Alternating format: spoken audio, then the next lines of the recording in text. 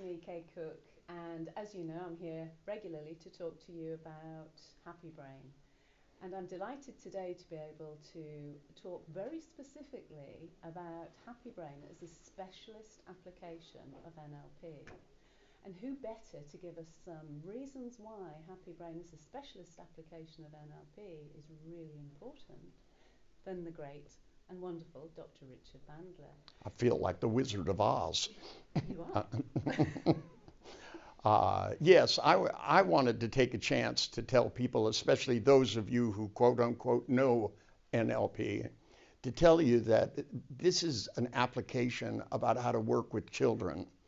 And working with children is different than working with adults. In some ways it's easier, and in some ways it's more difficult, but this is going to make it all easier. I want all of you to take what she's put in these books and these courses, learn it, because if you're really neuro-linguistic programmers, you're hungry for new learning.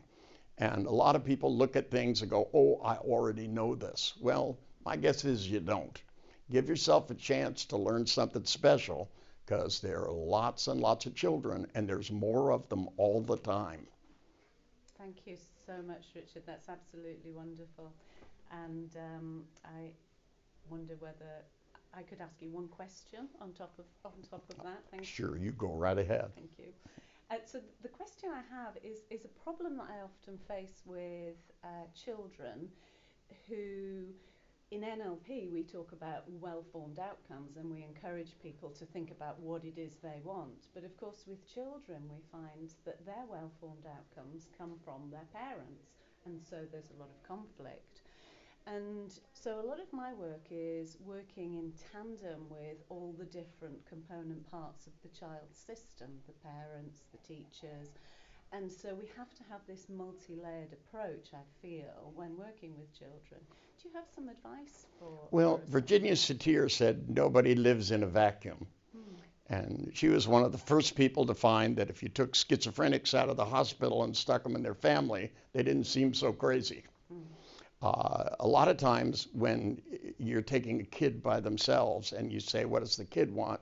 They give you a list of what they don't want, just like adults. You know, I don't want to feel bad. I don't want this. I don't want my brother to pick on me. And one of the things you have to understand about well-formed outcomes is that with kids, what they really need is a good direction. And sometimes that direction is going to move through a lot of people that aren't going to be easy to change.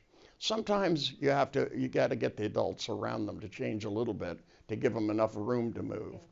But they have to realize that the world in which they live is not always going to be a nice world. It's not always going to be easy.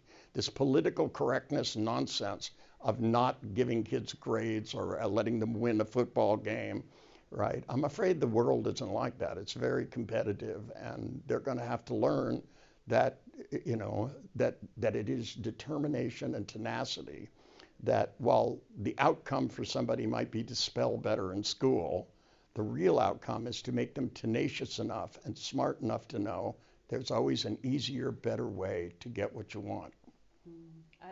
Thank you so much. That's really important.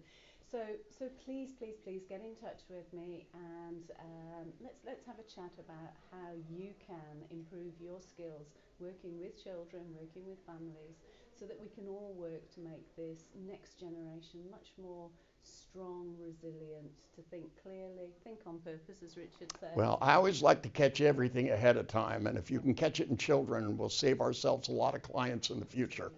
Yeah. So thank you so for much. good work. Thank you.